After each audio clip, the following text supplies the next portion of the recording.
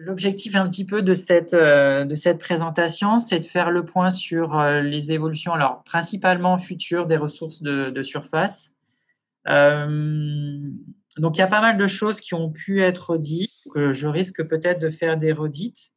Mon passé de coordinateur du projet R2D2 2050 fait que je vais forcément en parler. Voilà, mais ça pourra être comment dire, une occasion de débattre encore sur ce projet.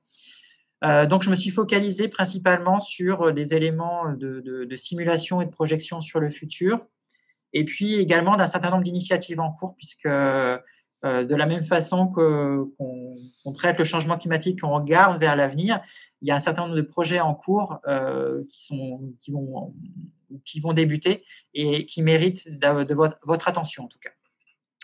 Voilà, donc c'est un peu dans cet esprit que j'ai construit cette petite synthèse. Donc, je ne reviens pas forcément sur le contexte du changement climatique, mais simplement pour rappeler un petit peu une vision très, très simpliste, mais que vous allez voir, elle n'est pas si simpliste que ça, sur le fonctionnement du changement climatique. Alors, je pars du constat et d'une hypothèse qui est avérée maintenant, hein, de l'augmentation des températures de l'air, conditionnellement liée au fait que liées aux activités anthropiques et notamment aux modifications de la composition de l'atmosphère. Donc de ce constat de température de l'air, on peut avoir quelques hypothèses relativement très très grossières liées à la physique, hein, c'est-à-dire que l'augmentation des températures de l'air va forcément accroître la capacité de l'atmosphère à contenir de l'eau. Voilà, ça c'est un principe physique. Plus vous avez de l'air qui est chaud, plus a priori il peut porter de l'eau. Cette augmentation des températures de l'air, elle va induire une augmentation des processus d'évaporation et de fonte de glaciers. Ça, c'est des éléments tout à fait pareils thermiques. Donc, ceci étant dit, c'est assez, comment dire, c'est global. Évidemment, il y a des subtilités qui vont intervenir qui font que ce schéma très très simplifié va devoir être nuancé, notamment selon l'endroit de la globe que l'on examine.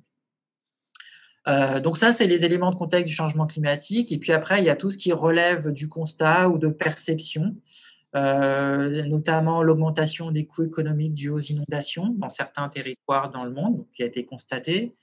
Et puis, si on regarde l'autre extrême, eh bien, une augmentation des restrictions d'eau sur le territoire, notamment en France, si on regarde les précédentes années.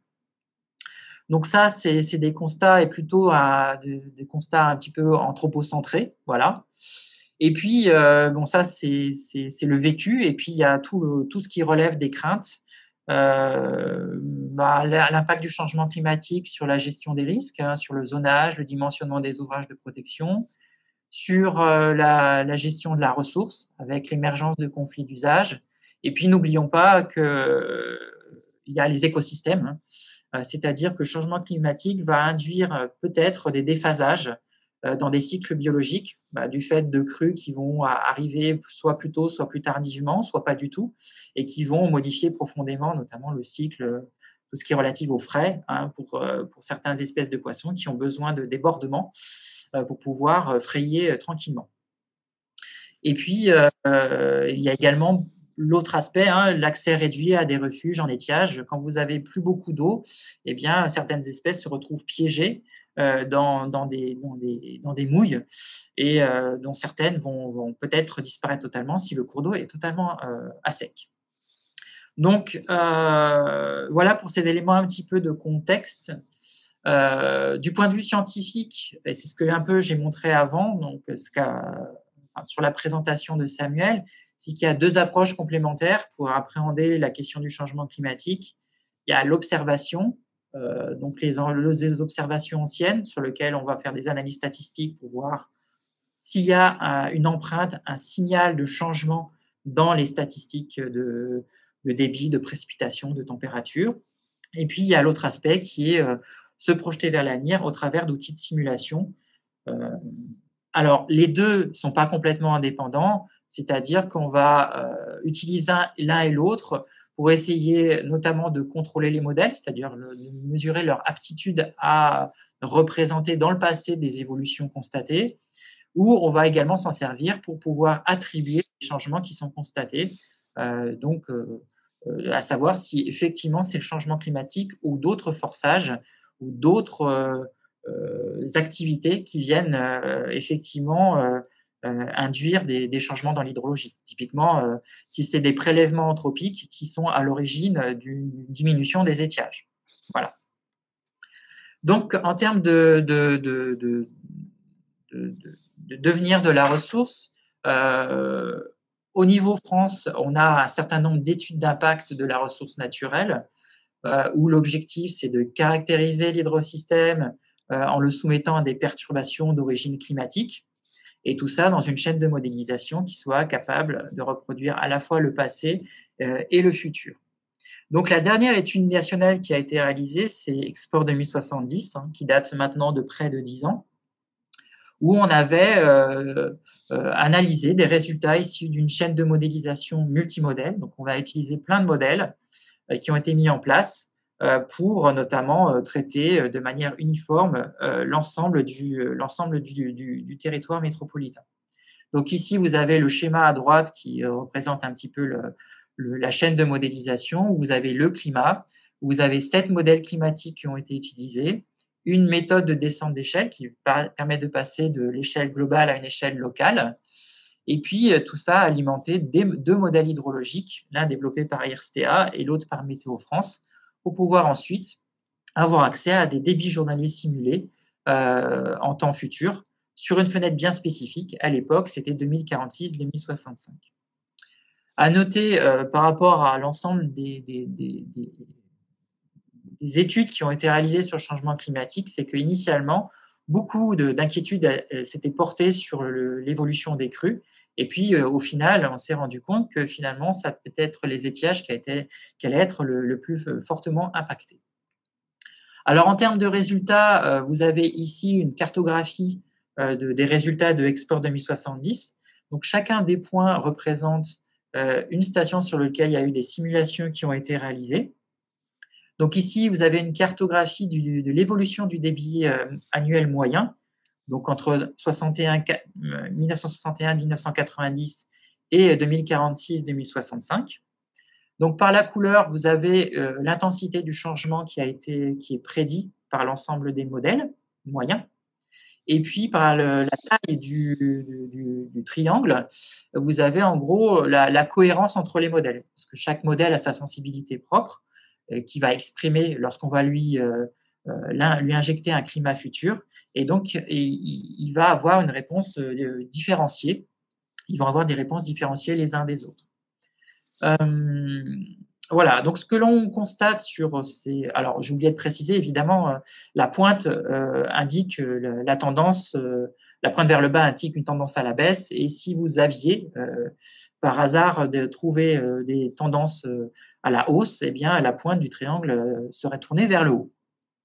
Manque de bol, tous les triangles sont tournés vers le bas, et si on regarde les intensités des changements, eh bien, vous voyez qu'il y a des zones très, très impactées, comme par exemple la Garonne, comme le bassin parisien. Et si on regarde ce qui se passe du côté du Rhône-Méditerranée Corse, on a quand même des tendances assez significatives puisqu'on a des baisses de l'ordre de 20%. Donc la ressource annuelle à l'horizon 2046-2065, avec l'ensemble de ces modèles, eh bien, on a une tendance quand même non négligeable à une baisse de cette ressource. Alors, qu'a-t-on fait de ces projections ? Eh bien, ces projections ont servi notamment à des supports de stratégie locale d'adaptation. Par exemple, l'Agence de l'eau Rhône-Méditerranée a utilisé les résultats pour caractériser les vulnérabilités du bassin. Du côté de Adour-Garonne, eh bien, ça a alimenté des prospectives territoriales où on a intégré ces évolutions de ressources naturelles à également des prospectives en termes d'usage, donc l'évolution des usages de l'eau. Et puis, ça a également alimenté d'autres projets de recherche, par exemple le projet GEPETO, alors lui qui est sur le nord de la France et qui a été soutenu par le programme GICC, feu programme GICC, qui était soutenu initialement par le ministère en charge de l'écologie. Donc ça, c'était donc des éléments à l'échelle nationale sur des ressources annuelles. Maintenant, je vais m'intéresser plus à un processus avec des travaux un peu plus récents sur un processus qui, à mon avis, vous intéresse peut-être plus sur le côté du côté de la Méditerranée, c'est le phénomène d'intermittence et les questionnements autour de cette intermittence, spécifiquement sur les têtes de bassin. Donc la question principale, c'est est-ce que les petits ruisseaux feront toujours les grandes rivières? C'est une question que l'on doit se poser, c'est-à-dire est-ce qu'il y aura toujours de l'eau sur ces petits bassins? Donc ici, je fais référence à une étude qui a été menée avec l'OFB, et notamment avec l'utilisation de l'Observatoire national des étiages, donc le réseau ONDE, qui est une initiative de l'ONEMA, qui est devenue AFB, puis OFB, et surtout qui est une initiative française et qui, vous allez voir, est relativement riche d'enseignements. Donc, qu'est-ce que ce réseau? Eh bien, c'est un ensemble de 3300 sites qui sont régulièrement observés depuis 2012. Donc, il y a un opérateur de l'OFB qui se rend de manière régulière entre mai et septembre sur des sites qui sont géolocalisés, toujours les mêmes, 3300, pour surveiller et comprendre l'assèchement du cours d'eau. Donc, il va faire une observation de terrain, une observation purement visuelle, et classer d'une certaine manière l'état hydraulique du cours d'eau. Donc ici, vous avez 3 grandes catégories. Écoulement visible, là où il n'y a pas d'ambiguïté, il y a de l'eau dans la rivière et ça coule. Vous avez un écoulement non visible, donc peut-être l'existence de mouilles, donc de flaques au droit du site. Et puis, vous avez le cas extrême sur la droite qui est la sec, où là, il n'y a pas d'ambiguïté, vous êtes dans l'absence totale d'écoulement. Donc, ce réseau, il a un double objectif, un objectif de suivi, de connaissance dans un premier temps. Donc, comme je disais, c'est régulier, observation régulière, une fois par mois. Donc, entre mai et septembre, ça nous fait 5 observations par an. Et puis, autour du 25 de chaque mois. Donc, autour du 25 mai, autour du 25 juin, etc., jusqu'à septembre. Et puis, vous avez également, parce que le réseau ONDE n'est pas là que pour donner de la connaissance, mais il a également pour vocation à faire du suivi en gestion de crise, avec un suivi complémentaire où on va faire des observations entre ces 25 de chaque mois, selon la situation. Si on est dans une situation d'étiage sévère, eh bien, on va les regarder en tête de bassin si ça coule toujours, puisqu'a priori, comme je disais, ce qui va couler en tête de bassin devrait rejoindre a priori l'aval. Donc, on a une connaissance qui est relativement fragmentaire, dans le sens où on a 3300 sites, on a 5 observations par an, mais on n'a pas de connaissance entre les points d'observation. Donc, un des premiers enjeux, avant de parler de changement climatique, c'était d'essayer de reconstruire une dynamique des assèchements à l'échelle de régions. Donc, quelle est un petit peu la stratégie que l'on a suivie en termes de modélisation? Alors, c'est résumé par une stratégie de modélisation paramétrique par région homogène. Donc, on va regarder ce qui se passe par secteur, par région. Et on va regarder au niveau de la région quelle est la probabilité, quel est le nombre de cours d'eau qui est a priori en ASEC. Et cette variable-là étant examinée, on se dit que logiquement, la sévérité de la SEC, elle est liée à l'état hydrique du secteur concerné. Et puis, pour pouvoir se faire une modélisation, l'autre aspect, c'est que si on veut avoir une vision continue, on va s'appuyer sur cet état hydrique que l'on connaît en continu pour reconstituer cette probabilité d'ASEC. Donc, c'est un jeu de passe-passe entre cet indicateur et cette fréquence d'ASEC. Globalement, comment ça se passe? Eh bien, on construit un indicateur basé sur des débits observés aux stations hydrométriques. Donc ici, vous avez des débits connus alors sur des points orange foncé. Et puis, vous avez des sites ondes qui sont observés ponctuellement par les opérateurs de l'OFB. Et puis ici, vous avez la région concernée. Donc, on analyse conjointement les sites ondes et les débits ici qui vont nous donner un indicateur d'état hydrique. Pardon.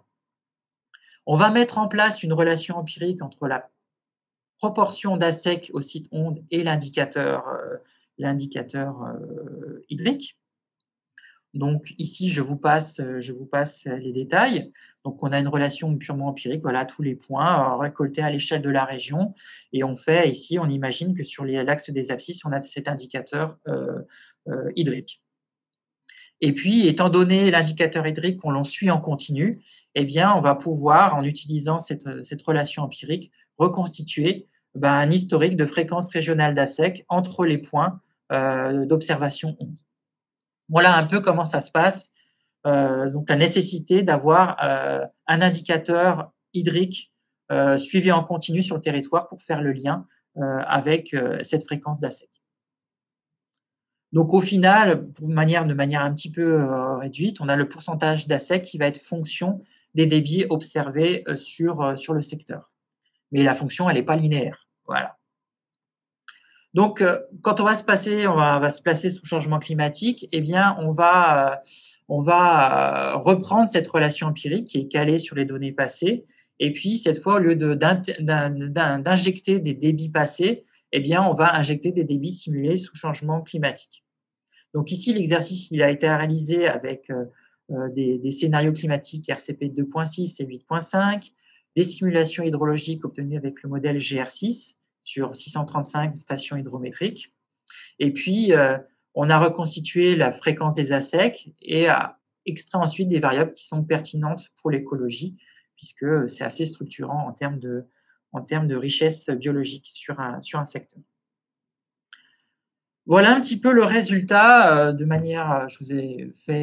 vous ai asséné des éléments un petit peu techniques, mais en tout cas, je vous montre ici les résultats en termes de probabilité d'ASEC sur la période de mai à octobre, sur la période actuelle à gauche, sur la période 2021-2050 et 2071-2100. Donc, ces probabilités ont été calculées à l'échelle de HER, donc des hydro-écorégions. Donc, il y a un découpage de l'ensemble de la France. Ici, vous ne voyez pas les stations hydrométriques qui ont été utilisées pour faire en support de l'estimation des probabilités d'intermittence. Bon, dans la situation actuelle, on voit un petit peu le pourtour méditerranéen qui est plutôt soumis fréquemment à des probabilités d'intermittence sur les petits cours d'eau. Et puis des secteurs assez préservés qui sont en gros les massifs montagneux. Si on se projette dans le futur, on voit que la situation se dégrade, donc avec des zones qui prennent des couleurs orangées, avec la partie sud du territoire, on reste dans des situations beaucoup plus contrastées nord-sud, avec un signal méditerranéen et une probabilité d'intermittence qui est beaucoup plus importante. Donc, le rouge va jusqu'aux 40%. Donc, on voit qu'en fin du XXIe siècle, eh bien, on arrive à préserver ce qui se passe au niveau des montagnes, donc avec des assèchements beaucoup moins importants, mais sur les secteurs de plaine, on a des choses, des évolutions assez sensibles. Alors, ce qui est aussi assez intéressant de regarder, c'est que on a des changements non uniformes à l'échelle de la France et puis des situations inédites. C'est-à-dire que on se retrouve ici à proche de 40% de probabilité d'intermittence. Et donc, en gros, c'est des situations qui sont totalement inédites par rapport à ce qu'on a pu constater dans le passé.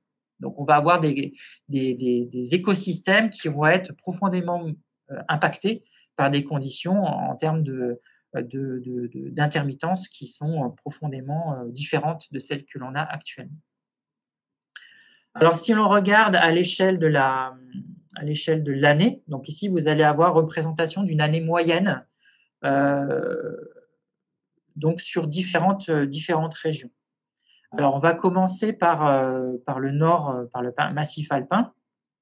Donc, ce que vous avez en noir ici, ça représente les probabilités d'intermittence au fil d'une année actuelle, donc en noir. Et ce que vous avez par des couleurs vertes et oranges, le vert étant le RCP 2.6 et le 8.5 le plus impactant, bah, les probabilités d'intermittence qui vont émerger au fil de. Je crois ici, c'est pour la fin du XXIe siècle, j'ai oublié de préciser. Alors, ce que l'on peut voir sur le massif alpin, c'est qu'on avait une intermittence qui apparaissait pendant la période hivernale, logique. On est dans le massif des Alpes, on a une rétention de l'eau sous forme de neige, donc pas d'écoulement dans les petits cours d'eau en tête de bassin sur les cours d'eau alpins. Sous climat futur, température plus élevée, donc vous allez avoir quand même des contributions sous forme liquide qui vont faire que le risque d'assec il va être beaucoup plus faible. En revanche, ce qui va arriver, c'est que pendant la période estivale, vous allez avoir, comme les autres bassins, l'émergence d'une intermittence liée à une période complètement sec et d'absence de précipitations ou de température élevée. Ce qui se passe pour la partie sud, donc pareil, hein, on est ici en noir sur le actuel et donc ici sur le pourtour méditerranéen, ici du côté des Préalpes. Bon, la saisonnalité ne va pas changer, hein, en gros, mais vous voyez que l'amplitude et le risque d'intermittence est beaucoup plus élevé. Voilà ce que l'on a pour l'intermittence, donc des phénomènes profondément modifiés. Alors, au-delà, ici, je vous ai présenté des éléments relatifs aux ressources naturelles. Je vais en venir à l'eau et aux usages.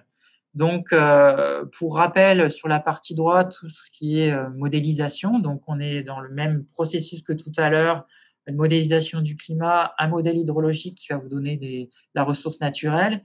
Et la difficulté ici, c'est d'ajouter dans ce schéma de modélisation toutes les actions humaines. Donc, au-delà de ça, au-delà du climat, il y a également tout ce qui est forçage autre, d'ordre politique, d'ordre économique, qui interviennent et qui vont également jouer sur les actions humaines et, in fine, sur les débits en rivière. Donc, ce type d'étude va mobiliser les scénarios climatiques et puis des scénarios, notamment socio-économiques, qui vont intervenir et qui vont vous donner une évolution des usages.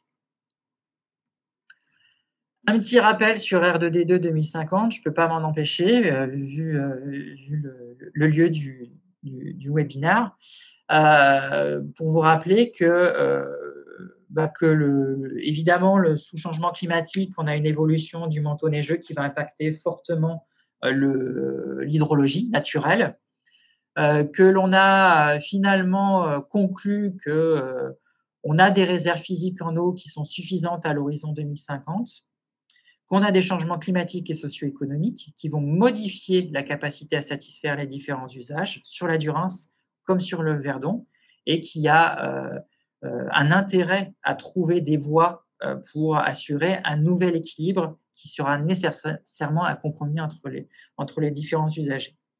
Le message clé à entendre, c'est que si on ne fait rien, la situation deviendra difficile à gérer. Et ce message clé a été partagé en atelier de restitution. Un autre élément aussi que je tiens à préciser, c'est que pour les bassins qui sont non connectés et non sécurisés par le système Durance, ils seront soumis à des limitations d'usage qui seront de plus en plus fréquentes.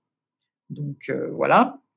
Et puis enfin, un dernier aspect qu'il faut souligner, c'est que les trajectoires socio-économiques ont un poids tout aussi important que le climat sur les risques de défaillance du futur. Donc, le visage que l'on donne au territoire est tout aussi important que les forçages d'ordre climatique.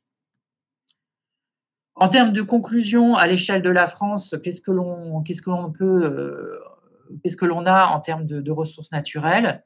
Un petit point concernant les tendances et le lien entre tendances observées et simulations futures.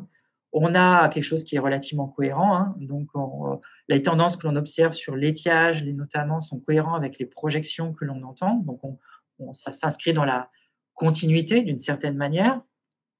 On a des études d'impact qui projettent des étiages estivaux plus sévères dans les secteurs de montagne, mais moins sévères dans les secteurs de montagne si on regarde les étiages hivernaux, donc c'est important ici, c'est hivernaux, et les études d'impact s'accordent principalement sur le signe de la tendance, avec un effet proportionnel au caractère extrême du scénario d'évolution de la composition en GES. On a un besoin d'actualiser en continu les connaissances, tout ça pour alimenter un certain nombre d'études sur les prospectives territoriales. Et puis, il y a aussi un besoin de mieux représenter les vulnérabilités au climat, c'est-à-dire que le climat est une chose, mais il faut quand même s'interroger sur la vulnérabilité également au climat, à la variabilité même du climat, c'est-à-dire d'une année par rapport à une autre, pour anticiper les actions et les adaptations. En termes de retombées de R2D2 2050, ça, ce sont des mots que j'ai repris du syndicat mixte, hein, que le syndicat mixte d'aménagement de la vallée de la Durance, donc le SMAVD, a écrit, que R2D2, ces résultats relèvent du ressort argumentaire, et ça a été un vecteur de prise de conscience de la vulnérabilité du territoire. Et ça a permis une forme d'acculturation des acteurs à la fois aux exercices de prospective et la mise sur l'agenda du sujet du changement climatique. Qu'est-il advenu de R2D2 ? Bien, il a servi notamment à une étude économique pour appréhender les coûts et objectiver les jeux d'acteurs. Ça a également servi de réflexion dans une démarche innovante de modélisation intégrée au sein du SMAVD, donc tous les travaux de Pascal Dumoulin. Quelles sont les perspectives de ces exercices de simulation à l'échelle nationale ?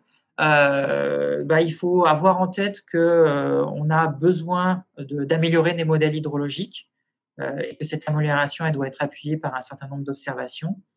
Qu'on est dans la simulation, donc tous les modèles sont liés à des incertitudes. Quand on prend le changement climatique, il faut intégrer les incertitudes.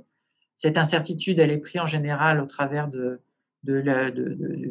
l'utilisation de plusieurs modèles pour pouvoir apprécier en partie les incertitudes et que s'adapter à un scénario climatique est évidemment très dangereux. Ce que l'on a pu identifier également, c'est qu'il y avait un besoin émergent en termes de soutien en ingénierie qui a été identifié. Et donc, ici, ça fait référence au développement de services hydroclimatiques qui sont dédiés et qui vont pouvoir aider les acteurs à se saisir du changement climatique avec des messages clairs produits par les scientifiques. Et puis, une des actions qui est à engager suite à la consultation nationale des assises de l'eau est de mettre à disposition des données actualisées de l'étude Explore 2070.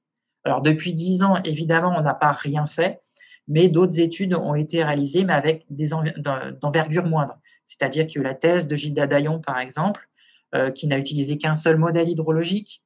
On a les travaux du côté du nord-est de la France, mais donc qui n'ont pas eu la portée nationale, qui ont été portés par INRAE, donc avec les travaux de Guillaume Tirel. Donc, il s'agit un petit peu de répondre, en tout cas, à ces deux besoins émergents. Alors, en réponse au premier besoin sur les services climatiques, il y a un projet actuel qui est le projet LIFO et Climat, qui cherche à aider les acteurs de la gestion locale des ressources en eau à évaluer les effets du changement climatique et à les prendre en compte dans leur planification.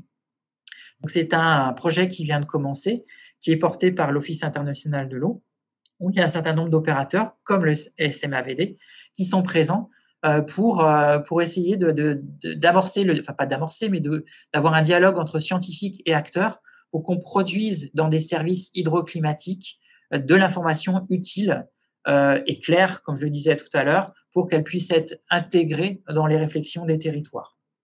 Donc, c'est un projet qui va durer 2 ans, qui est en cours. Et vous voyez ici la carte à droite de l'ensemble des acteurs qui sont mobilisés sur le projet.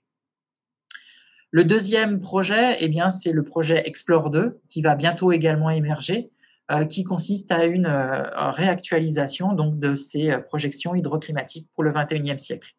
Donc, j'en assurerai la coordination scientifique.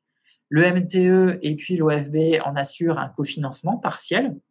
Et l'objectif, donc, comme je le disais, c'est de réactualiser les résultats des volets hydrologie de surface et hydrologie souterraine d'Explore 2070 sur des bases scientifiques renouvelées, donc en utilisant CMIP5, et en extraire des informations utiles aux gestionnaires. Il y aura des interactions avec le projet LIFO pour fournir de la donnée actualisée à l'ensemble des opérateurs impliqués dans l'IFO. Donc le partenariat, c'est un consortium scientifique regroupant différents organismes de recherche avec Météo France, INRAE, BRGM, ENS, Sorbonne Université, IGE, le LSE, la composante recherche d'EDF et puis Hydrosciences Montpellier qui est intégrée. Donc ici, sur la droite, vous avez la représentation des différents volets qui vont conduire à la production de ces données et puis un volet accompagnement du projet, accompagnement des utilisateurs pour renforcer cette composante d'interaction avec les acteurs et de ne pas produire de la donnée un petit peu hors sol ou complètement abscon et qui soit inutilisable par les acteurs. Voilà, j'en ai fini avec mon discours. Merci de votre attention. Un certain nombre de références ici sont données à la fin du support.